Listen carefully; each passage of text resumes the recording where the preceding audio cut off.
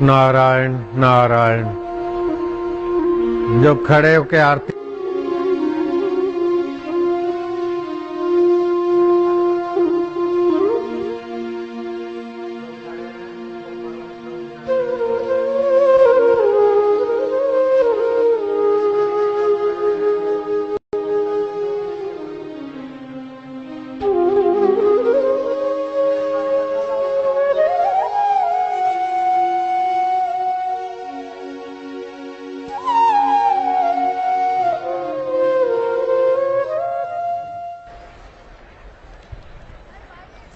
पशु वो है जिसके गले में फंदा पड़ा है, जिधर चाहे घसीटा जाए।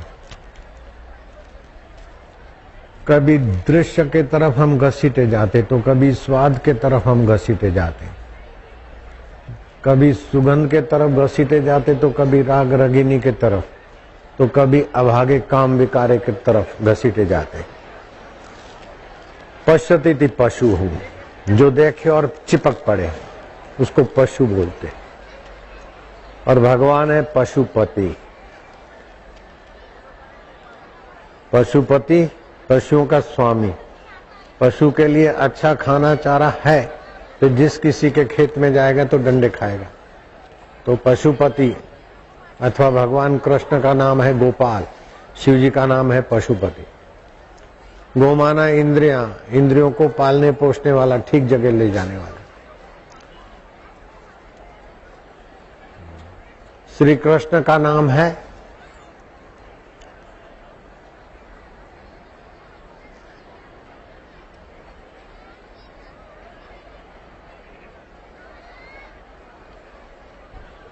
जो खड़े हैं बैठ जाओ, बीच में जो खड़े हैं पड़ोसियों को अक्ल दे दे, दूसरों के लिए विघ्न बनते हैं। खड़े होकर सगड़े खाली बसा लवकर लवकर।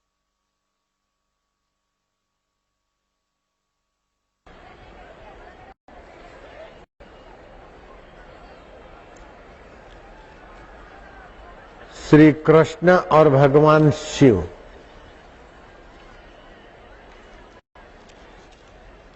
उनकी उपासना, उनका चिंतन, उनका उपदेश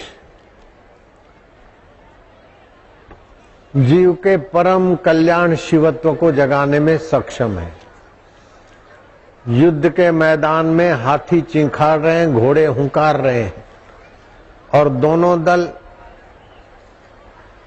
प्रतिशोध की आग में आंखों से अंगारे उगल रहे हैं, वाणी से वाक बाण छोड़ रहे हैं। ऐसे अवसर पर श्री कृष्ण की गीता प्रकट हुई और वो अर्जुन को निमित्त बनाकर पूरे विश्व को विपरीत परिस्थिति में मर में अमर के दर्शन, अशांति में शांति के दर्शन, दुख में आनंद के दर्शन, आंधी तूफान में भी ओज और तेज के दीदार। खुशी में तो खुशी दिखती है लेकिन गमी में भी खुशी का मूल देखते। किसी के यहाँ राजा आने वाला होता है तो आसपास गली गुंजी, मकान दुकान साफ सफाई हरदुत होती है। गांव वाले अथवा गली गुंजी वाले बोलते हैं कि राजा है कि मुसीबत है, मर गए हम। लेकिन जब राजा जब तक नहीं आया तब तक मुसीबत दिखती है। राजा आता है तो कुछ न कुछ पैकेज दे जाता है और वातावरण सुहावना हो जाता है। ऐसे ही जीवन में राजाओं का राजा आने वाला होता है तो विघ्न, बाधा, मान, अपमान, ये असुविधा आदि आती है। ये असुविधा परम सुविधा को लाती। जैसे किसानों पर वज्रपात हो रहा था लेकिन अब किसानों के लिए टनाटन और छनाछन आ गया। गन्ने का भाव बढ़ गया और चीजों का भाव बढ़ गया। तो कोई भी दुख और मुसीबत आती तो समझ लो अंधियारी रात आई तो उजाली प्रभात की खबर है। विघ्न बाधा आया तो ओज तेज जगाने वाली कोई खबर है। मर में अमर के दर्शन, नश्वर में शाश्वत के दर्शन, मौत में जीवन के दर्शन। चिता भस्मा लेपा, चिता की भस्म को छू जाए तो स्नान करना पड़ता है लेकिन शिवजी चिता की भस्म लगाते और वो वैभव हो जाती। मुर्दे के मुंडी को छुओ तो धोना पड़े हाथ पैर या स्नान करना पड़े। मुंडों की माला शिवजी को शोभा देती और पवित्र मानी जाती। विषधर में अमृतत्व की भावना, विषधर बाहर से दिखता है लेकिन उसकी गहराई में चेतना अमर की है। शिव जी का बाह्य विग्रह भी तुम्हारे को अमरता का संदेश देता है और शिव जी का उपदेश तो तुम्हें अमर बनाने में समर्थ है, क्योंकि वास्तविक तुम्हारा स्वरूप अमर है। मरता तो शरीर है, मरता है दुख, मरता है सुख, मरता है संबंध, लेकिन उसको जानने वाला कभी नहीं मरता है। तुमको भगवान भी नहीं मार सकते, मारेंगे तो शरीर को मार सकते, तुमको भगवान नष्ट नहीं कर सकते। भगवान सर्वव्यापक है, तुमको मारकर कहां ले जाएंगे। भगवान तुमको अपने से अलग भी नहीं कर सकते और तुमको नाश भी नहीं कर सकते। आप भगवान को कभी कभी छेड़खानी करो कि महाराज आप सर्वसमर्थ हैं, सृष्टि करना भी जानते, पालन भी जानते, परले भी जानते, जीव को किसी भी योनि में भेजना जानते, लेकिन दो बात में आप असमर्थ हैं। एक तो हमको अपने से अलग नहीं कर सकते आप, चाहे हमको किसी भी योनि में भेजकर हमारी शुद्धि करेंगे, लेकिन हमको अपने से अलग नहीं कर सकते। दूसरा, आप हमारा अमंगल नहीं कर सकते। मां चपत मारती तो भी मंगल भरा है और मिठाई खिलाती तो भी मंगल। भगवान विघ्न बाधा देते तब भी आपकी सुषुप्त शक्तियां जगाते, और सफलता और जयकार देते तभी भी आपका उल्लास, उत्साह और औदार्य जगाते। इसीलिए किसी भी परिस्थिति में आप हार मत मानिए।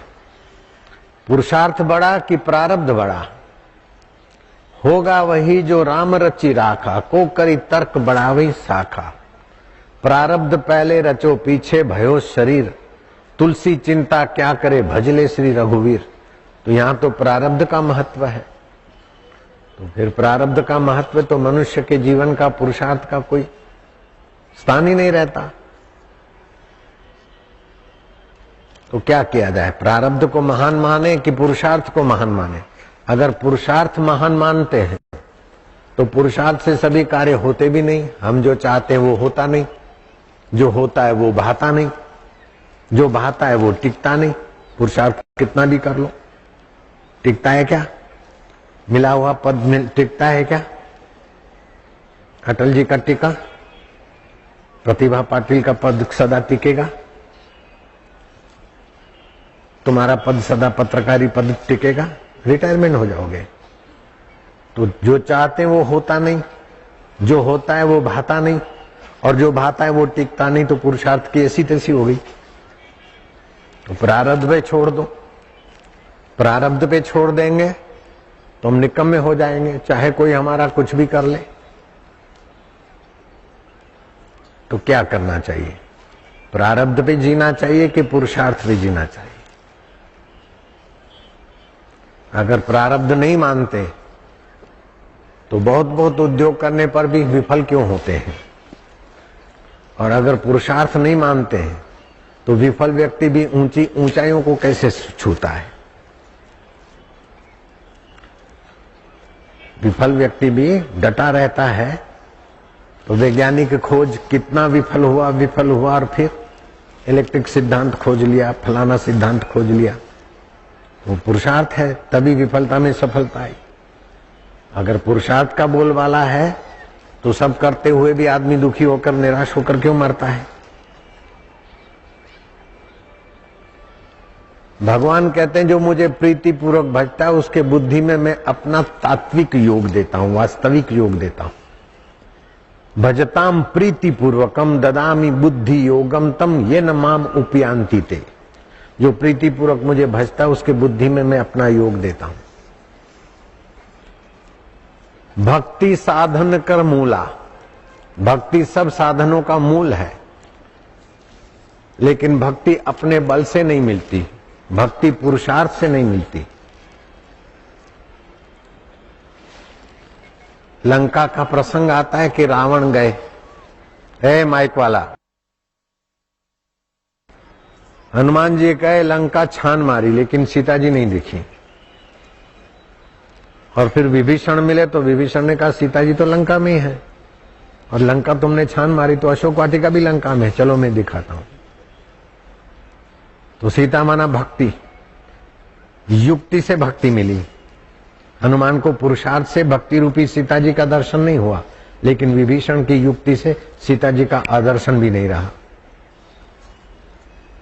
तो पुरुषार्थ से भक्ति नहीं मिली तो पुरुषार्थ का बल होना पड़ जाता है, और पुरुषार्थहीन को कुछ मिल जाए ये भी संभव नहीं। तो आखिर कौन सा सिद्धांत है? दोनों सिद्धांत सही है। आप पुरुषार्थ करते करते हार जाते, थक जाते तो बोले भाई चलो तरतीव्र प्रारब्ध था। मेहनत करते करते थक जाते तो सब छोड़कर आराम करते ताकि दूसरे दिन जूझने के लिए। ऐसे ही पुरुषार्थ करते आप हार जाते तो बोले चलो प्रारब्ध था, आराम करो, हिम्मत करो, विश्राम करो, फिर जूझो। तो पुरुषार्थ का सिद्धांत भी अपनी जगह पर है और प्रारब्ध का सिद्धांत भी अपनी जगह पर है। और प्रारब्ध 3 प्रकार का होता है। मंद प्रारब्ध है, समझो मुझे फूंसी फूड़ी हो गई, मैंने उसको दबोच दिया, जरा सा कुछ लगा दिया सरसों का तेल, ठीक हो गई। बहुत बड़ा गुमड़ा हुआ, मैंने किसी वैद्य डॉक्टर का सहयोग लिया, वैद्य ने कहा नीम के पत्ते खाओ, मुझे ठीक हो गया। मुझे सिर में गुमड़ा हो गया था और मैंने नीम का रस 20 मिलीग्राम निकाल के पी लिया। 2 दिन के बाद खोजा तो सिर का ढीमड़ा, आप क्या बोलते हैं मराठी में? फोड़ा फोड़ा, टेंगुल, टेंगू, फोड़ा, जो भी आप समझ गए सब। अब डायबिटीज किसी को हो जाता है तो बोले क्या करे, भाग्य में है, इंश्योरेंस लेता रहे? नहीं, पुरुषार्थ करो। आधा किलो करेले के टुकड़े टुकड़े करके तसले में अपने पैरों से कुचलो, 10 दिन कुचलो, 50 से 60 मिनट, मुंह कड़वा होने लगेगा, डायबिटीज चला जाएगा, इंश्योरेंस फेंक दो, नहीं लो। तो ये पुरुषार्थ हुआ। अब मिटता नहीं, क्या करे, भाग्य में ऐसा था, ऐसा करके अशांति को मिटाने के लिए भाग्य का थोड़ा सहारा लो। और तर तीव्र प्रारब्ध है तो भाग्य के अनुसार होता है, लेकिन पुरुषार्थ करो कि भाग्य मंद है, परिस्थिति विपरीत है, मृत्यु या विघ्न बाधा है, आंधी तूफान है जीवन में, फिर भी उसके पीछे उस शिव की कृपा है। कितनी भी आंधी तूफान आए वो हमें मजबूत बना के जाएंगे। क्या ख्याल है? जिसके जीवन में दुख, आंधी तूफान, विरोध नहीं आया, वो आदमी एकदम ढीला ढपला हो जाएगा। जन्मते ही, जन्म लेने के नाम से माँ बाप को जेल में जाना पड़ा, ऐसा जीवन श्री कृष्ण का। जन्मते ही पराये घर ले जाना पड़ा, छठी नहीं हुई और पूतना का जहर पीना पड़ा, 1 महीना नहीं हुआ और छटकासुर और धेनकासुर और राक्षस और सताने वाले लोग आए। 17 साल तक निहत्थे होकर इन असुरों से, राक्षसों से, राजसत्ता से जूझते रहे। तो श्री कृष्ण को बंसीधर और माखन चोर अथवा गीता का कृष्ण ही देखो, ऐसी बात नहीं। श्री कृष्ण के और जीवन के पहलुओं को देखो। लड़ाई कर दी, चढ़ाई कर दी और श्री कृष्ण को मथुरा छोड़कर नंगे पैर, खाली हाथ, नंगे सिर, एक पीतांबर ओढ़कर भागते भागते भागते भागते जूनागढ़ के गिरनार में जाना पड़ा। बीच में साधु संतों के यहाँ भिक्षा मांग कर रहे, खा लेते, और फिर द्वारका बस आई।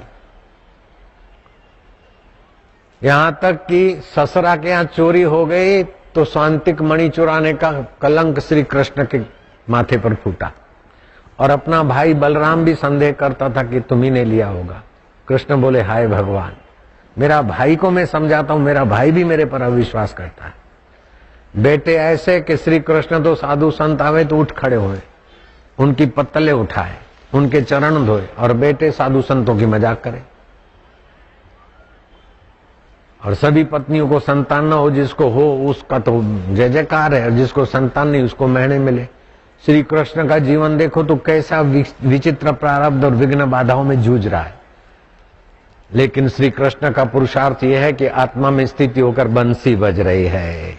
मुस्कुरा के गम का जहर जिनको पीना आ गया, मुस्कुरा के गम का जहर जिनको पीना आ गया, ये पुरुषार्थ है। मुस्कुरा के गम का जहर जिनको पीना आ गया, ये हकीकत है कि जहां में उनको जीना आ गया। तुम बोलो सब लोग, मुस्कुरा के गम का जहर जिनको पीना आ गया, यह हकीकत है कि जहां में उनको जीना आ गया। राज्य अभिष नई ताली में, ताली नेता के लिए रखो, मेरे को ताली की जरूरत नहीं है। तू तेरा उर आंगन दे दे, मैं अमृत की वर्षा कर दूं, तू तेरा अहम दे दे, मैं परमात्मा का रस भर दूं। हरि ओम हरि ओम हरि ओम हरि ओम हरि ओम हरि ओम हरि ओम ओम ओम ओम ओम ओम ओम प्रभु जी ओम ओम, प्यारे जी ओम ओम, मेरे जी ओम ओम ओम ओम ओम ओम ओम ओम ओम ओम ओम ओम ओम ओम,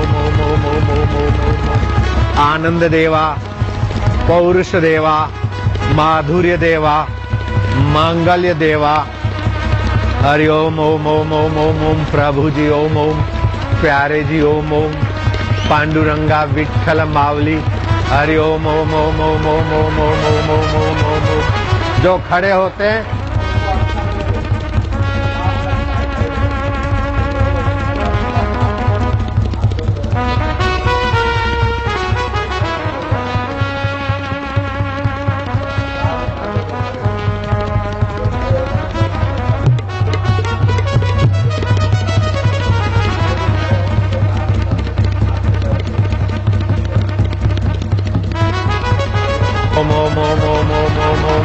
ये पुरुषार्थ है।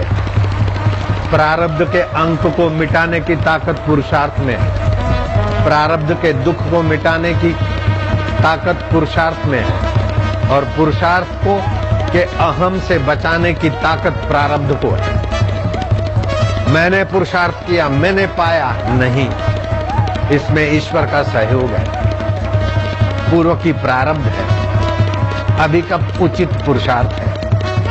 तो प्रारब्ध भी मानना पड़ता है, पुरुषार्थ भी मानना पड़ता है, और उचित साधन का सहयोग भी लेना पड़ता है।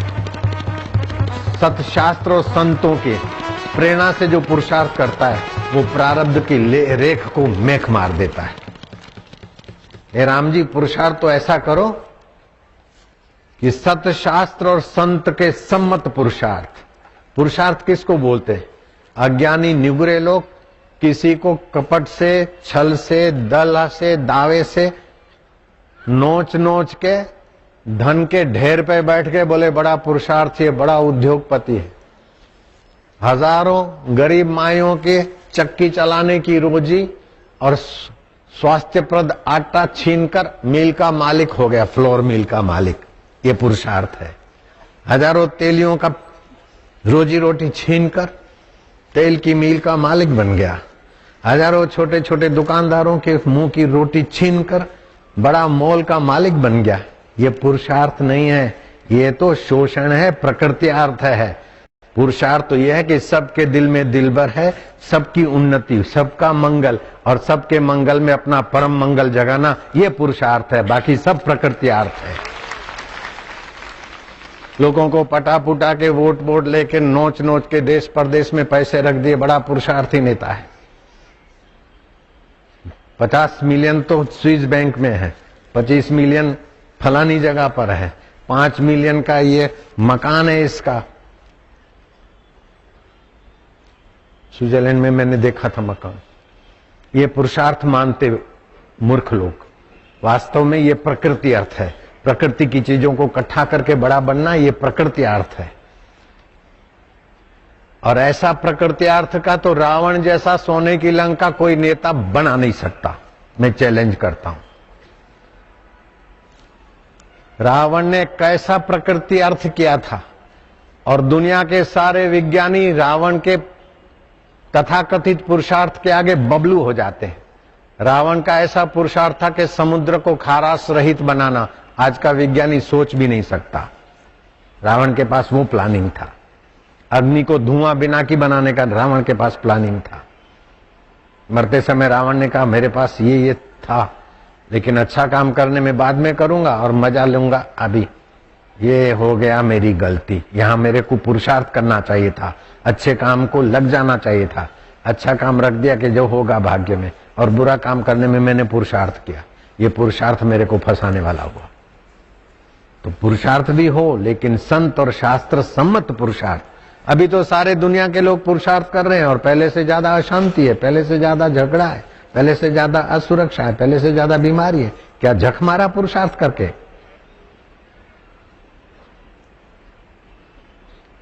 कौन चाहता है कि मुझे नौकरी नहीं मिले? कौन चाहता है मैं विफल हूं? कौन चाहता है मैं बीमार हूं? कौन चाहता है मुझे अशांति हो? कौन चाहता है कि हमारे पति पत्नी में डाइवर्स हो? लेकिन सब बढ़ रहा है। तो शास्त्रीय पुरुषार्थ नहीं है, वासना अनुगामी पुरुषार्थ है। वासना अनुगामी पुरुषार्थ जीव को तबाही के तरफ ले जाता है और शास्त्र अनुसारी पुरुषार्थ जीव को शिवत्व में जगा देता है। आज जो इकट्ठे हुए शास्त्र अनुसारी पुरुषार्थ है, जीवत्व में से शिवत्व में जगने का पुरुषार्थ कर रहे हो, आपको शिव जी के तरफ से मैं धन्यवाद देता हूं। सभी लोग बोलना, शिव जी कहते हैं उनकी माता धन्य, उनके पिता धन्य, उनका कुल और गोत्र धन्य, जिनके हृदय में गुरु भक्ति है। गुरु भक्ति एक ऐसा रसायन है कि मरुभूमि में भी गंगा लहरा देता है।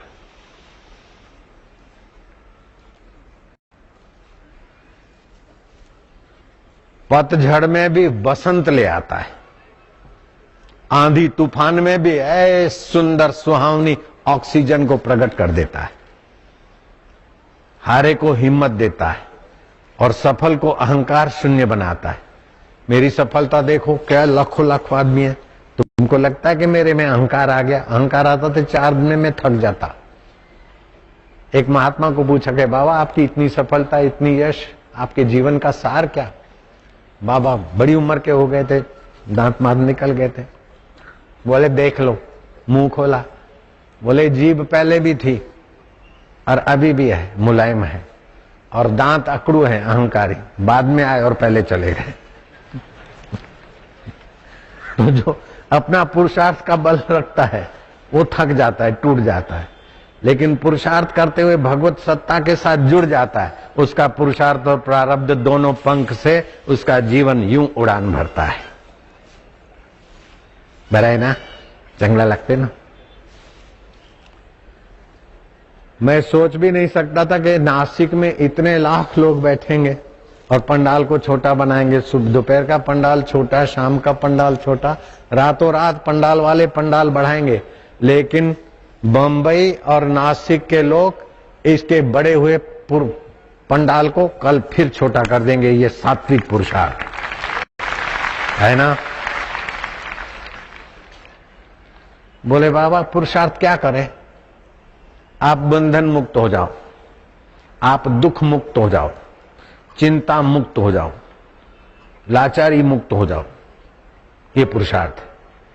अरे बोले बाबा मेरे पास पैसा नहीं है, मेरे पास सर्टिफिकेट नहीं है, मेरे पास कोई योग्यता नहीं है, हम कैसे बंधन मुक्त होते? यूं होते, आताज होते, शास्त्रीय पुरुषार्थ करा, नहीं तो धन भी है, सत्ता भी है, सब कुछ भी है। एक लंगड़ा था, बोले बाबा आशीर्वाद करो, पैर ठीक हो जाए तो सत्संग में आऊंगा।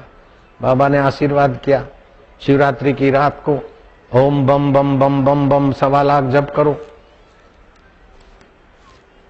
ऐसा चलता था, अब दौड़ने लगा और फिर जाने लगा फिल्म में। हाथ धो गए। बाबा ने कहा इससे तो तेरे को पुरुषार्थ का फल का ही गड़बड़ हुई। ऐसे चलता था, घोड़े मुड़ते भी नहीं थे। वायु मुद्रा करो, श्वास रोको 1.25 मिनट और मन में ओम बम बम बम जप करो, फिर श्वास छोड़ो, फिर श्वास बाहर रोक दो, 40 सेकंड जप करो। ऐसा 10 बार करो, 1 बार अंदर 1 बार बाहर, ऐसा 10 बार करके फिर स्वाभाविक शिवरात्रि की रात को ओम बम बम जप करो। शरीर में 80 प्रकार की वायु संबंधी बीमारी होती है, यूं चली जाती है। ये टेबलेट लिया, ये फलाना किया, वो फलाना किया, और फिर भी बीमारी नहीं जाती। बुढ़ापे में भूख कम हो जाती है। पुरुषार्थ करो, जाओ B12 खा लिया। अरे बैलों के आंतों से बनी हुई B12 तुम्हारा मन बिगाड़ेगी, तुम्हारी बुद्धि बिगाड़ेगी, उल्टा पुरुषार्थ है। वज्रासन में बैठ जाओ, श्वास बाहर छोड़ो और पेट को अंदर बाहर करो। 25 बार रम रम जप करो, ऐसा 5 बार करो। भूख अच्छी लगेगी, पेट की खराबी गायब हो जाएगी। कुछ भी भोजन करते हो या खाते पीते हो, ओम नमः शिवाय 21 बार जप करके फिर खाना चालू करो, पेट की खराबियां थोड़े दिन में गायब। ये शास्त्रीय पुरुषार्थ है। कैप्सूल ले लिया। अरे कैप्सूल तो नॉन वेज के मांसाहारी चीजों से बनते हैं कैप्सूल। पशुओं के कुछ अंगों का जिलेटिन बनाते, उसमें से कैप्सूल बनते। पुरुषार्थ करके कैप्सूल खाए, इंजेक्शन लिए, काय को करना? शास्त्रीय पुरुषार्थ, संत सम्मत पुरुषार्थ। अभी क्या है? अहम सम्मत पुरुषार्थ है, वासना अनुगामी पुरुषार्थ है। तो एक होता है वासना अनुसारी कर्म और दूसरा होता है शास्त्रा अनुसारी कर्म। तो शास्त्र के अनुसार कर्म करते तो शास्त्रा अनुसारी कर्म होते, उसमें विफलता भी सफलता की खबर ले आती है और सफलता परम सफलता के द्वार खोलती है। समझो मेरा प्रारब्ध अच्छा है, मुझे सुख मिला है, धन मिला है, यश मिला है, शरीर तंदुरुस्त है, जवानी है, चलो प्रारब्ध है। लेकिन जवानी है और मैं लवर लवरी जैसा जीवन जीता हूं और पैसा उड़ाता हूं, तो वही जवानी, वही स्वास्थ्य, वही तंदुरुस्ती और वही पैसा मेरे को डुबा देगा। अगर स्वास्थ्य भी है, तंदुरुस्ती भी है, जवानी भी है, पैसा भी है, और मैं शास्त्रीय अनुसार कर्म करता हूं, तो ध्यान करूंगा, भजन करूंगा, माँ बाप की सेवा करूंगा, गरीब गुरबे की सेवा करूंगा, वैलेंटाइन डे नहीं मनाऊंगा, दूसरे न मनाए ऐसा पुस्तक छपाऊंगा। 1 रुपए में पुस्तक छपाइए, वैलेंटाइन डे नहीं मनाना और गणेश दिवस मनाना, कैसे मनाना लाओ, पुस्तक में दिखाता हूं। तो ये पुरुषार्थ करके युवक युवतियां अपने हीन विचारों से बचे, हीन कर्मों से बचे, ये वास्तविक पुरुषार्थ है ना? मैं तो मीडिया के ऐसे ऐसे सज्जन लोगों को धन्यवाद देते देते हृदय भर जाता है मेरा, कि भगवान करे कि उनका उम्र बढ़े, यश बढ़े। देश के युवक युवतियों को उन्नत करने के लिए, देशवासियों के दुख और पाप रोग हरने के लिए जो लोग लिखते हैं अथवा दिखाते हैं, उनको देखकर तो मेरा हृदय खूब प्रसन्न होता है। लेकिन जो बात काग का भाग करके श्रद्धा तोड़ते, उन पर मुझे दया आती। मैं ये जानता हूं शास्त्रीय बात कि किसी का हाथ तोड़ना आज नहीं तो कल, कोई नहीं पकड़े, पुलिस नहीं पकड़े, 307 नहीं लगे, फिर भी किसी का हाथ तोड़ा, पैर तोड़ा, सिर तोड़ा, वो कर्म का बदला अपने को चुकाना पड़ता है। लेकिन उससे भी भयंकर कर्म है श्रद्धा तोड़ना। हाथ पैर सिर तोड़ना ये तो पाप है, लेकिन महापाप है किसी की श्रद्धा तोड़ने के लिए और किसी निर्दोष पर बेबुनियाद इल्जाम लगाना, ये बड़ा भारी पाप है। सूरत में कुछ वर्ष पहले जन्माष्टमी को ऐसे लोगों ने कुछ किया था और हंगामा होता कि बापू का सत्संग में ऐसा करे वैसा करे। हमने कहा उनको करने दो, तुम शांत रहो। जन्माष्टमी को लाखों लोग आए, तो वो सामाजिक तत्वों को विदेशी संस्थाएं पैसा देके हिंदू धर्म को तोड़ना चाहती थी। बाबा ये ऐसा करते हैं, ऐसा में धीरज रखो। बाबा मेटाडो भर के आए थे जन्माष्टमी को फलहार की, वो उन्होंने लुटवा ली।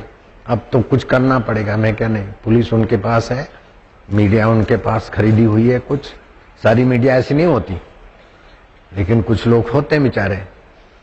तुम शांत रहो। बाबा अब ये झगड़ा करना चाहते अपना सत्संग में, मैं क्या वो बिगाड़ना चाहते? बोले अपने अंदर भी घुस के बैठे उनके आदमी, और वहां जहां अपना पार्किंग है वहां हम स्कूटर को आड़ा करके पेट्रोल निकाल रहे हैं, गाड़ी में से पेट्रोल निकाल रहे हैं। मैं क्या, कितना निकालेंगे, धीरज रखो। बाबा हद हो गई, चाय की लारी से तुम्हारा फोटो उतार के 2 जुआन उस पर नाच रहे। अब हजारों लाखों भक्त जिसको भगवान माने, गुरु माने, उसके फोटो पर नाच रहे हैं। गुरु पूनम को भी ऐसा किया, फोटो जलाया ताकि प्रजा में हंगामा पैदा हो। सोची समझी साजिश थी गुरु पूनम को भी। और अभी भी रैली में कुछ गुंडे तत्वों को भिसाड़ा दिया और पुलिस को पत्थर मारा और पुलिस को और साधकों को आमने सामने कर दिया। तुम्हारे में सब में ताकत है कि जाके पुलिस को पत्थर मारो, ऐसा है मेरे चले? मक्खी भी नहीं मार सकती तो पुलिस को काहे को मारते? पुलिस तो बेचारे पहरी है। तो गुंडे लोगों ने कीर्तन यात्रा में घुस के पुलिस को पत्थर मारा और फिर पुलिस को दे दे दे दे बेचारे लोगों को तंग कर दिया और भी केस बेस करके वो तो सब छूट हो जाएगा। निर्दोष आदमी का जयकार होता है। मेरे पास है भगवान की कृपा। तमी जानतुर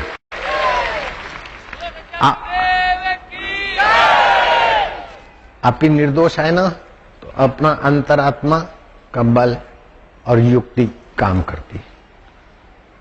2 साल से इतना आंधी तूफान चल रहा है, तुमने कभी देखा कि आज बापूजी उदास है, निराश है, दुखी है? कभी सुना क्या? ये पुरुषार्थ है ना? ये पुरुषार्थ नहीं कि जो निंदा करते अपन भी उनको गाली दो जो पत्थर मारते अपन भी उनको पत्थर मारो, पुरुषार्थ करो। ये वासना अनुगामी है।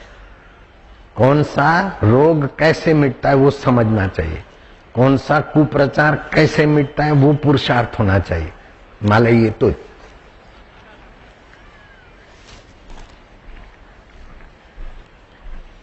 ये कैसा है जादू समझ में न आया, ये कैसा है जादू समझ में न आया। तेरे प्यार ने हमको जीना सिखाया, तेरे प्यार ने हमको जीना सिखाया। नारायण श्रीमन नारायण, नारायण श्रीमन नारायण। रुको, अब विदेश में पुरुषार्थ करते हैं, वैलेंटाइन डे मनाओ, लवर लवरी छोरा छोरी। सुबह मैंने बताया था कि 13,50,000 कन्याएं गर्भवती हो जाती। क्या ये पुरुषार्थ है? बताओ, ये पुरुषार्थ है? 13 साल से 19 साल की कन्याएं, और मैं अपने तरफ से नहीं कह रहा हूं, इनोसेंट रिपोर्ट के आधार पर बोल रहा हूं। कोई मुझे इस बात पर चैलेंज नहीं कर सकता आज तक। मैं या तो शास्त्रीय बात करता हूं या तो कोई रिपोर्ट के आधार पर बात करता हूं, नहीं तो मेरा कुप्रचार करने वालों को तो कुछ भी निकाल के बोले बापूजी ऐसा बोलते कर सकते। आज तक किसी ने चैलेंज नहीं किया, और चैलेंज मोड़ तोड़ के करे तो उसका चैलेंज टिकता नहीं।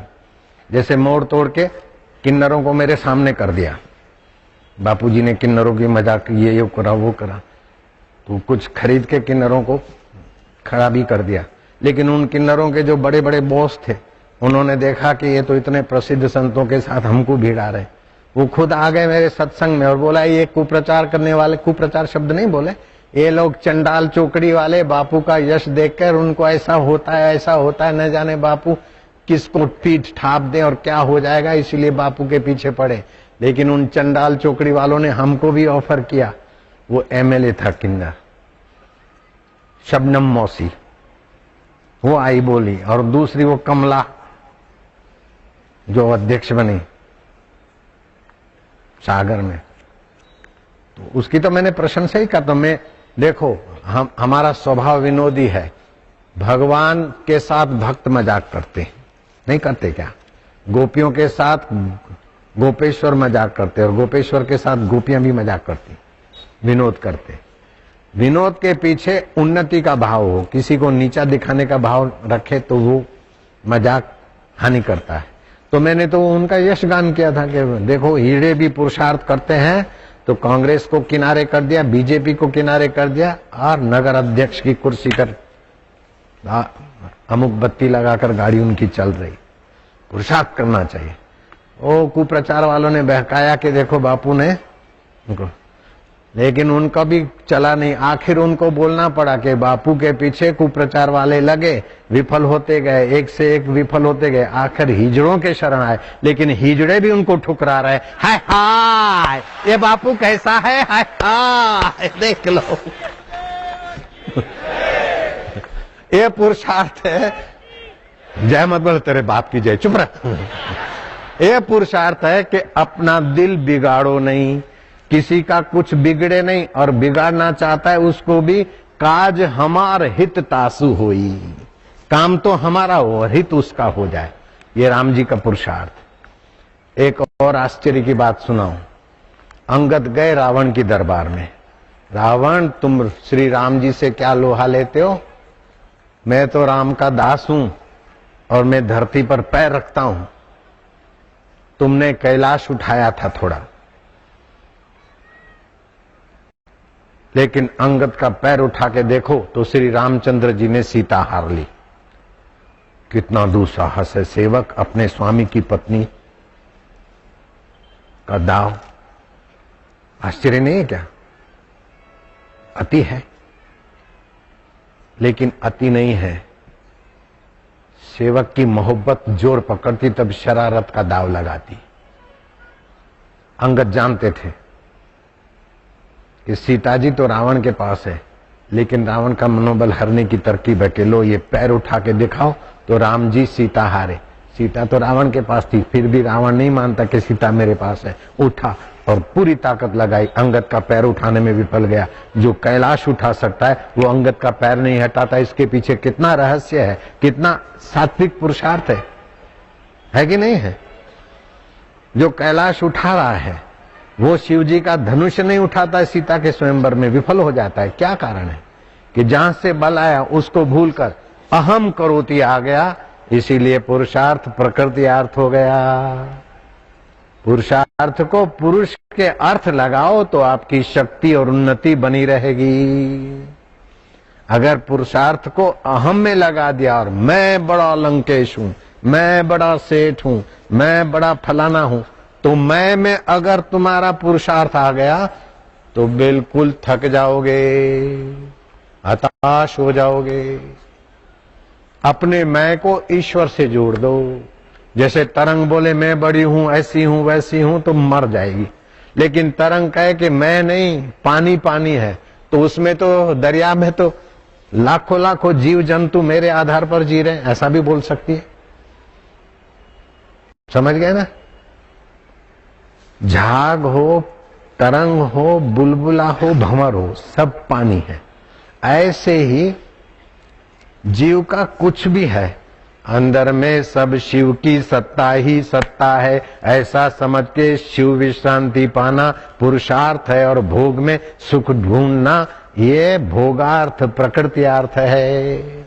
तो जो प्रकृतियार्थ को पुरुषार्थ बनाते वो संसार से हार जाते, और पुरुषार्थ पुरुष के अर्थ को पुरुषार्थ समझ लेते सत्संग के द्वारा, वे निहत्थे खाली हाथ हों, पढ़ाई का सर्टिफिकेट न हो, रुपया पैसा न हो, लोक न हो, अकेला शिवा हो, लेकिन गुरु समर्थ का सत्संग सुना, शिवाजी छत्रपति शिवाजी महाराज की जय जयकार हो गई।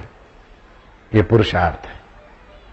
ऐसे शबरी भीलन के पास कुछ भी नहीं है, मतंग ऋषि की कृपा के अनुसार जीती है तो राम जी उसके झूठे बेर खाते, और रावण के पास सब कुछ है लेकिन मैंने सब कुछ चट कर दिया।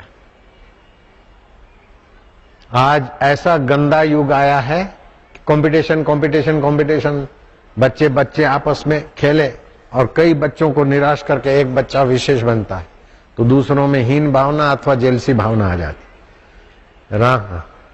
राम जी जब गुरुकुल में पढ़ते थे तो गुरुकुल की ऐसी सीख होती थी कि दूसरे की उन्नति में अपनी उन्नति है, दूसरे की प्रसन्नता में अपनी प्रसन्नता है। तो देखते थे सामने वाला पक्ष हारने को है तो लखन भैया जरा उनका उत्साह बढ़ा, लखन भैया जानबूझ के हार जाते, राम जी के पक्ष वाले जानबूझ के हार जाते ताकि उनका उत्साह बढ़े। इसका नाम है पुरुषार्थ। अपने दुख में रोने वाले तू मुस्कुराना सीख ले, औरों के दुख दर्द में आंसू बहाना सीख ले। आप खाने में मजा नहीं जो औरों को खिलाने में, जिंदगी है 4 दिन की तू किसी के काम आना सीख ले। इसी का नाम पुरुषार्थ है। अब बोलो जय हो आसाराम बापू की।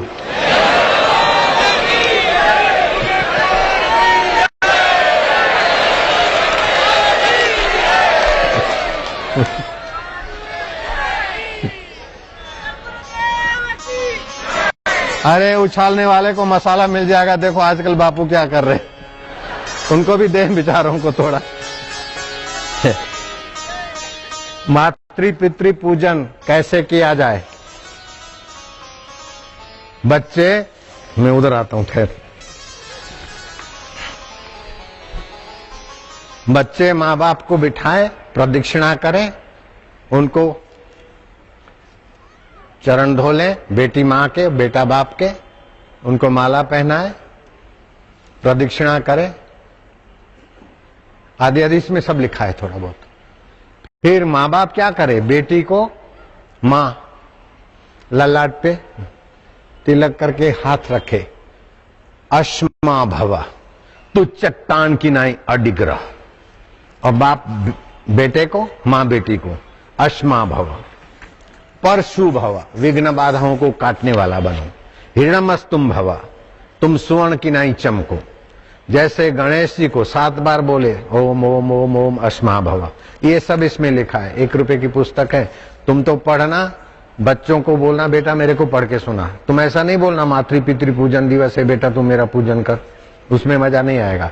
बेटा अपने तरफ से करे, बेटी अपने तरफ से करे, और तुम्हारा हृदय अपने तरफ से उन पर वैसे ही प्रसन्न है और प्रसन्नता उड़ेले तो बच्चों का भी जीवन मंगल और बच्चे के माई बाप का भी मंगल और मेरी ग्राहकी होकर मेरी ग्राहकी का भी मंगल हो जाएगा। मेरा भी स्वार्थ है इसमें। बच्चे अच्छे होंगे तो मेरे ग्राहक बनेंगे, और वैलेंटाइन डे मनाएंगे तो जवानी के पहले बूढ़े हो जाएंगे। 13,50,000 बच्चे बच्चियां 13 साल से 19 साल की उम्र वाले माँ बाप बन जाते। 5 लाख कन्याएं गर्भपात करती है और 7 लाख कन्याएं 7,50,000 माँ बन के भटक रही है। क्या हमारे देश में ये गंदगी लाना चाहेंगे? नहीं लाना चाहेगा। मीडिया इस बात में मेरे साथ है, चाहे कैसा भी हो। अच्छी मीडिया तो मेरे साथ है, लेकिन मेरे को कुप्रचार करके पैसा कमाने वाली मीडिया भी इस बात पे मेरे साथ है। क्या बात है कि नहीं है ना? अमित बोल तो ना। विघ्न बाधाओं में भी अपने चित्त को शिव स्वरूप में लगाए रखना। शिव जी का कितना घोर अपमान करा है, लेकिन शिव जी आनंद मंगल में। राम राज्य होने के लिए यज्ञ की ऋचाएं गाई रही है। सीता जी और कौशल्या मैया दान पुण्य कर रही है और विधि विधान में सहमत हो जाए। एकाएक राम राज्य के बदले राम वनवास हो गया, लेकिन चित्त में दुख नहीं हुआ।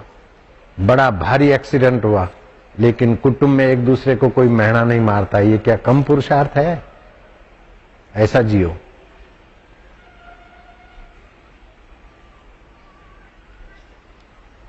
कैसी भी परिस्थिति आए अपने चित्त को दुखी न होने देना और दूसरे का शोषण करने में आगे न बढ़ना। दूसरे का पोषण, काज हमार हित तासु होई, ये पुरुषार्थ है।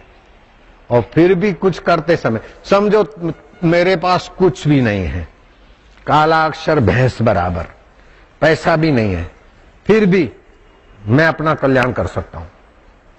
कोई दुखी है, मेरे पास उसका दुख मिटाने का कोई साधन नहीं, फिर भी हृदय से मैं चाहता हूं कि इसका दुख मिटे।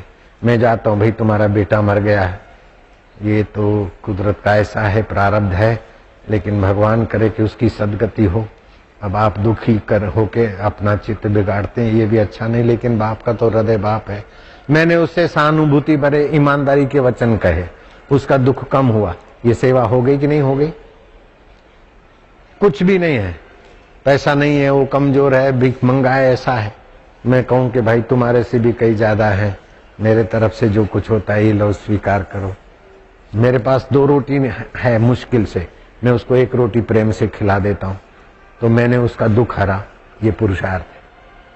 दूसरे को दुखी करके मैंने मजा लिया, ये प्रकृतियार्थ है।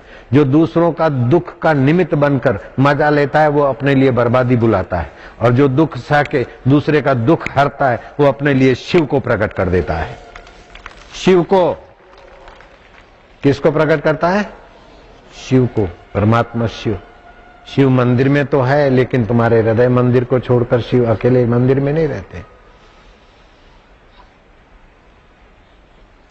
ऐसे कई प्रसंग मैंने अपने जीवन में, भक्तों के जीवन में देखे। शबरी के पास क्या था? एक तो भील जाति, दूसरा फिर शबर जाति कुरूप। फिर भी मतंग ऋषि का सत्संग मिल गया और पुरुषार्थ करने लगे।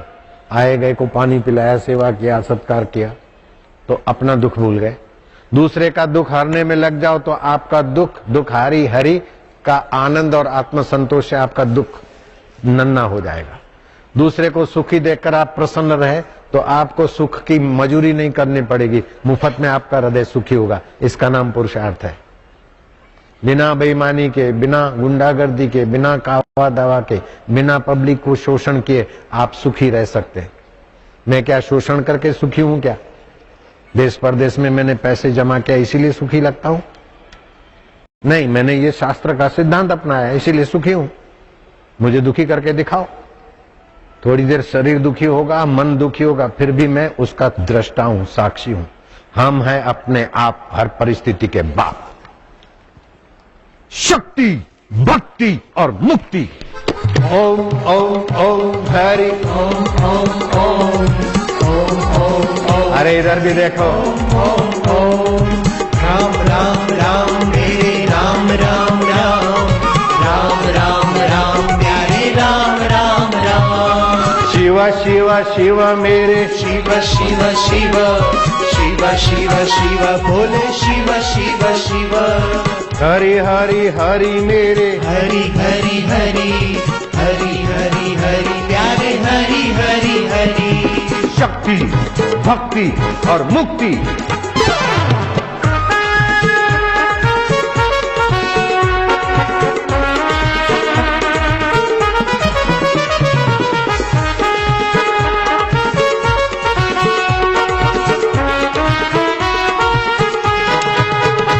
हरि ओम हरि ओम हरि ओम हरि ओम।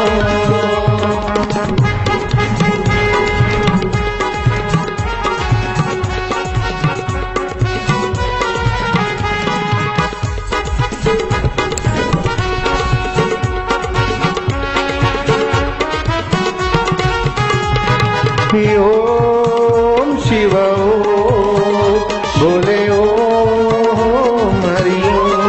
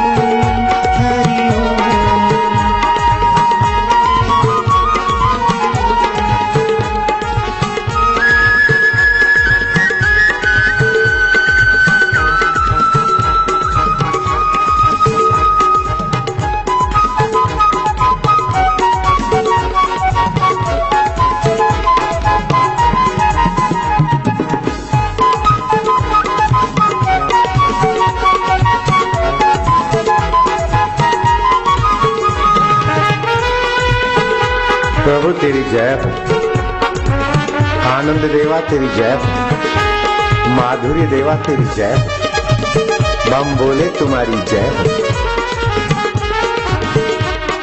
शिव में तो शिव है, लेकिन मुर्दा अशिव में भी शिव छुपा है। शुद्ध हवा में तो तू है, लेकिन आंधी तूफान में भी तेरी करुणा कृपा है। यश और सफलता में तो तू दयालु है, लेकिन विफलता और विरोधों में भी तेरी करुणा वरुणा छुपी है।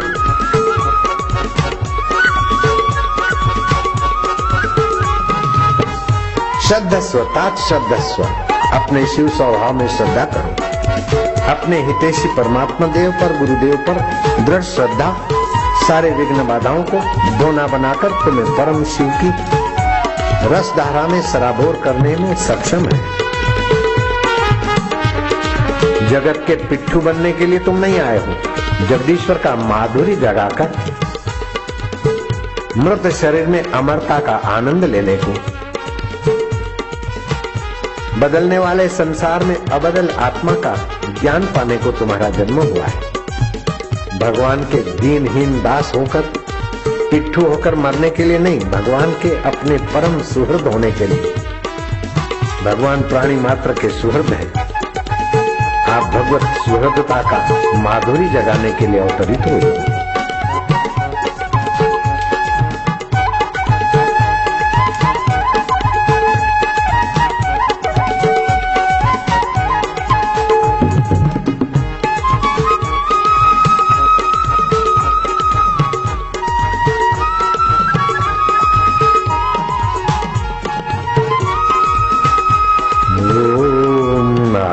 नारायण नारायण। जीभ तालू में लगा दो, पहली उंगली अंगूठे के नीचे, 3 उंगली सीधी, दोनों हाथ घुटने पर। थोड़े शांत हो जाओ, जो सुनाए उसे गहरा उतरने दो, और कीर्तन के सात्विक आंदोलनों को भी गहरे मन में विश्रांति, स्थायीता आने दो। श्वास अंदर गया, शांति, बाहर आया तो एक। श्वास अंदर गया, शिव, मंगलमय। शिव की सत्ता से नेत्र देखते हैं, मन सोचता है, जीभ बोलती है। सारे अशिव साधन में भी गहराई में शिव छुपा है। जैसे दूध में घी छुपा है, ऐसे ही पंचभूतों में भी शिव तत्व छुपा है। भगवान राम के गुरुदेव वशिष्ठ जी कहते हैं कि राम जी, मैं हिमालय में एकांतवास कर रहा था। शाम को शिष्यों को सत्संग सुनाता, उपनिषदों का ज्ञान देता था। सायंकाल के पहले पहले दोपहरी ढल रही थी, संध्या नहीं आई थी। एकाएक देखा कि आकाश मार्ग से कोई प्रकाश पुंज आ रहा है। मैंने अरुंधति को कहा, ये क्या हो? अरुंधति और मैंने गौर से देखा तो उस प्रकाश पुंज में भगवान चंद्रशेखर और मां उमा दिखाई दी। हमने दोनों ने मन ही मन उनका अर्घ्यपात से पूजन किया, उनके लिए आसन आदि बिछाया रखा। वे आए और ऊंचे आसन पर विराजमान हुए। मैंने उनका अर्घ्यपाद आदि विधिवत पूजन किया। तब भगवान चंद्रशेखर मुझसे कुशल क्षेम पूछने लगे कि मुनीश्वर, तुम यहां गंगा किनारे अपनी साधना और विश्रांति योग निर्विघ्न संपन्न कर रहे हो ने? कुबेर के यक्ष आदि तुम्हें विघ्न तो नहीं कर रहे हैं? गंगा जी तुम्हें शीतल, पापनाशक, उत्साहवर्धक जल तो देती है ना? वृक्ष तुम्हें फूल फल पत्ते आदि तो देते हैं ना? मैंने कहा, हे भोलेनाथ, जो तुम्हारा ओम नमः शिवाय अथवा शिव शब्द भी उच्चारण करता है, वो अशिव में भी शिव के दर्शन करके दुख रहित हो जाता है। तो मुझे कहाँ कष्ट होगा? सब कुशल है, मंगल है। लेकिन हे पशुपति, मेरी एक ऐसी भावना है कि मां उमा अरुंधति के साथ वार्तालाप करने को पधारे और मैं आपसे कुछ रहस्यमय प्रश्न पूछना चाहता हूं। इतना सुनते ही सती गणेशात परो वशी, गणेश जी से बढ़कर कोई इंद्रिय वशी नहीं है, और तपस्या में सतीत्व में पार्वती के बराबर कोई नहीं। वो उठ के गई और अरुंधति से सत्संग करने लगी। मैंने भगवान शिव को कहा कि हे संबत सदाशिव, उत्तम उपासना क्या है? परम शिव क्या है और शिव की उपासना क्या है? वास्तविक देव कहाँ है और कैसे सुलभ हो? जिस देव की सत्ता से सारी सृष्टि चल रही है, वह देवादि देव महादेव आप ही बताइए, वास्तविक पूर्ण देव कौन है और उसकी कैसे उपासना होती? तब भगवान शिव जी ने प्रसन्नता व्यक्त करते हुए कहा कि मुनीश्वर, 33 करोड़ देवता भी वास्तविक में देव नहीं है और इंद्र भी वास्तविक में देव नहीं है। ब्रह्मा जी भी वास्तविक में देव नहीं और विष्णु जी भी वास्तविक में देव नहीं। मैं भी वास्तविक में देव नहीं हूं। क्या हमारे देवों की उदारता है, क्या सज्जनता है, क्या स्पष्टवादिता है। आज तो 4 पैसे का बड़बुंजा भी कुछ पैसे मिल जाते तो अपने को देवादि देव बोलने लगे। शिव जी बोलते हैं कि हे मुनीश्वर, तुम्हारे हमारे ब्रह्मा विष्णु महेश के अंतर आत्मा चैतन्य ही सबका वास्तविक देव है। उस वास्तविक देव का श्रवण करके जो 13 निमेष उस देव में विश्रांति पाता है, उसे जगत दान करने का फल होता है। 17 निमेष उस आत्मदेव में जो विश्रांति पाता है, उसे वाजपेयी यज्ञ करने का फल होता है। एक मुहूर्त जो उस देव में विश्रांति पाता है, उसे अश्वमेध यज्ञ करने का फल होता है, और एक पहरों से अधिक तो उसे कई अश्वमेध यज्ञ करने के फल की प्राप्ति होती। कोई भी परिस्थिति आए और चित्त में समता रखकर उस देव में विश्रांति पाए तो उस देव का पूजन हो जाता है। जो उस अंतर्यामी देव की उपासना करने की क्षमता नहीं रखते, उनके लिए बाहर के लिंग आदि की पूजा और बिली पत्र आदि और पंचामृत आदि की व्यवस्था ऋषियों ने की है। बिली पत्र चढ़ाते हैं, अर्थात रजो तमो और सतोगुण ये प्रकृति में वो सब परमात्मा की सत्ता से आंदोलित होता है। हम परमात्मा को त्रिगुणों की अपनी जो भी कुछ व्यवस्था है उसका फल ईश्वर को अर्पण करते। हम त्रिगुणातीत होने के लिए ईश्वर की उपासना करते। जो निष्काम भाव से ऐसी पूजा करते उनके हृदय में उस आत्मदेव के प्रसाद को पाने वाली भगवत प्रसादजा मति जागृत होती है। पंचामृत से शिव की पूजा क्या है? पृथ्वी जल तेज वायु आकाश, ये 5 भूतों का ये शरीर और 5 भूतों का ये पसारा, जिससे सत्ता स्फूर्ति और आनंद ले रहा है, उसी आनंद दाता शिव स्वरूप आत्मदेव को हम ये 5 भूतों का जो कुछ विस्तार है उसका अधिष्ठाता मानकर पंचामृत से हम उनका पूजन करते। सुख आ जाए या दुख आ जाए वो आने जाने वाले हैं, लेकिन प्रकाश स्वरूप आत्मदेव ज्यों का त्यों है। कैसे भी विकार और भाव आ जाए, लेकिन ये मुझ में नहीं है, मुझ में तो परमात्मा सत्ता है, ऐसा स्मरण चिंतन करके अपने शिव स्वभाव में स्थित होना, ज्ञान प्रकाश से विकारों से अपने को बचाते निर्विकार शिव में विश्रांति पाना, ये उस देव को दीप दिखाना है। और अपने उस आत्म सुख की सुवास चर्चा श्रवण करना, कराना, सुनना, सुनाना, ये उस देव को धूप दीप दिखाना है।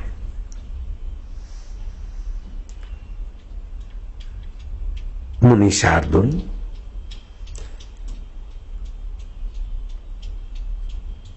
नाम प्रसाद शंभु अविनाशी, भेख अमंगल मंगल राशि। चिता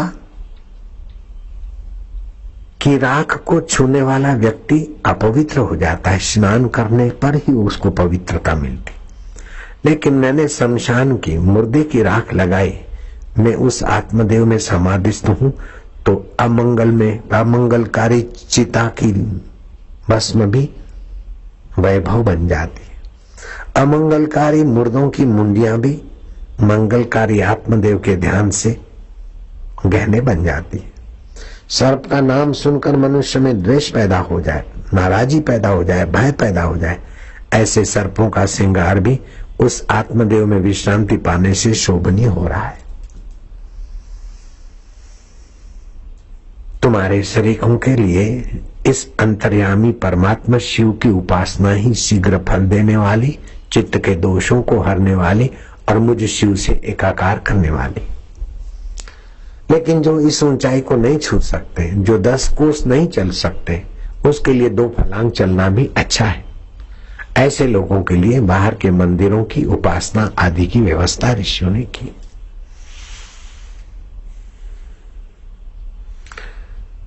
आठ प्रकार के पाश माने जाते हैं। देह में आसक्ति का पाश, यश की इच्छा में आसक्ति का पाश, संबंध जनित, ये मेरी पत्नी है, मेरा पुत्र है, ये मेरा इज्जत है, ये मेरी जाति है, ये मेरी पार्टी है, ये संबंध जन्य आसक्ति। फिर द्रव्य जन्य आसक्ति, ये मेरा मकान है, ये मेरे गहने, ये मेरा धन है। भोग आसक्ति, ये मुझे चाहिए, इसके बिना मैं नहीं जी सकता हूं, ये मुझे खाना है, ये मुझे भोगना है। गुणजन्य आसक्ति, ये मेरे में गुण है, ये मेरे में जानकारी, ये मेरे में अच्छाई है।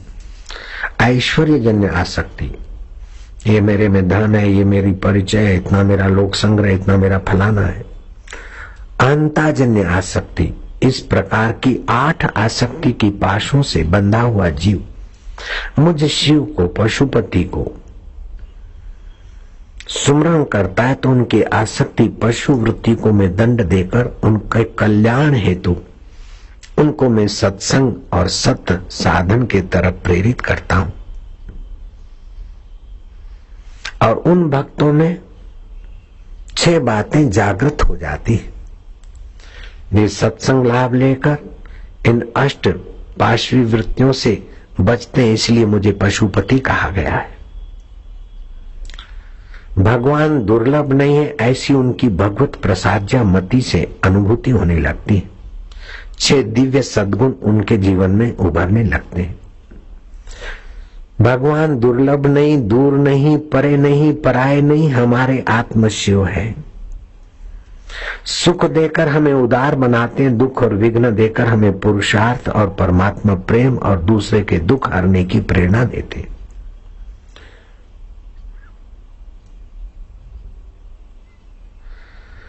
दूसरा उनमें सद्गुण आता है कि मन को दोषों और संबंधियों सुहृदों के चिंतन में नहीं लगाते।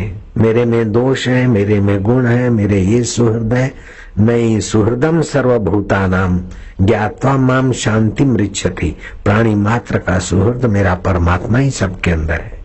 इस प्रकार की ऊंची मति होने लगती है भक्तों की। तीसरा, अपना तो पुरुषार्थ करते, लेकिन पुरुषार्थ के बल से प्रकृति की चीजों में आसक्ति न करके पुरुष में विश्रांति पाने वाली मति। भगवान की कृपा से अपना प्रयत्न करते, सत्संग करते, सेवा करते, लेकिन मैं करता हूं ऐसी दुर्बुद्धि उनकी चली जाती है। भगवान कराते हैं तो उनका अहंता का दोष मिटते ही साधारण से साधारण जीव उन्नत शिव स्वरूप को पाने में समर्थ हो जाता है। और वे भक्त ये मानते कि भगवान की कृपा से बढ़कर दुनिया की कोई चीज इतनी मूल्यवान नहीं है जितनी भगवान की प्रीति, भगवत जनों का संग। भगवान की कृपा जितनी बहुमूल्य है, उतने हीरे जवाहरात पद प्रतिष्ठा उतने मूल्यवान नहीं है। ऐसी उनकी सतमति जागृत होने लगती। हे मुनि शार्दुल, वशिष्ठ जी, चौथा सद्गुण भगवान के भक्तों में ये उभरने लगता है। 8 पाशवी वृत्तियां शमन होने लगती और 6 दैवी गुण उनके ये स्वाभाविक जागृत होने लगते। भगवान सर्वज्ञ है, अंतर्यामी है और वे पल पल को हमारे चित्त को, हमारी आवश्यकताओं को जानते हैं और हमें वो ही देते हैं जिसमें हमारा मंगल हो। अपमान कराकर भी वो हमारा मंगल चाहते हैं, सम्मान कराकर भी हमें उत्साहित करके मंगल ही करते। अनुकूलता देकर हमें उदार बनाकर हमारा मंगल करते हैं और प्रतिकूलता देकर हमें संयमी और सावधान बनाकर हमारा मंगल करते हैं। भगवान सर्वज्ञ है और अंतर्यामी है, ऐसा विश्वास की उनकी चौथी भूमिका बनने लगती है। 5वां उनमें ये सद्गुण आता है कि सर्वशक्तिमान भगवान हमारी दिल की बात को जानते हैं। अगर हमारा इसमें भला होगा तो इस दिल की बात को पूरा करेंगे। अगर हमारी दिल की बात शास्त्रीय है, दूसरों का अहित नहीं है और हमारे अहित से बचने की है और हमारा हित करने की है, तो भगवान अवश्य पूरी करेंगे। हमें पुरुषार्थ करते रहना चाहिए और बल भगवान का भरोसा रखना चाहिए। ऐसा भक्त सहज में ही भवसागर को गोपद की नाई तरने की युक्ति ले लेता है। 6ठा सद्गुण ये उनके अंदर आ जाता है कि भगवान दयालु है। वे हमारे ऐबों को, दोषों को नहीं देखते। भगवान न्यायकारी भी है, दयालु भी है। जो न्यायकारी है वो दया करेगा तो दंड नहीं देगा, और जो दया करेगा दंड नहीं देगा तो न्यायकारी कैसे? दयालु है तो छोड़ देगा तो न्याय नहीं होगा, न्यायकारी है तो दया नहीं होगी। लेकिन भक्त जानते हैं कि भगवान दयालु भी है, न्यायकारी भी है। ऐसा भक्तों का विश्वास होता है। हम जब पुकारते हैं और अपने दोषों से बचना चाहते हैं और सज्जन बनना चाहते तो दया करके हमारे में सद्बुद्धि भर देते हैं, और हम जब अपनी हेकड़ी में आ जाते तब हमको विघ्न बाधा देकर, अपने से कोई बड़ा शत्रु देकर हमारे अहंकार को दबोचते हैं। ये भी भगवान का न्याय है। तो भगवान न्याय करके भी हमारा मंगल करते हैं और दया करके भी हमारा मंगल करते हैं। ऐसी मति के धनी बन जाते हैं भक्त सत्संग के द्वारा, जप ध्यान के द्वारा।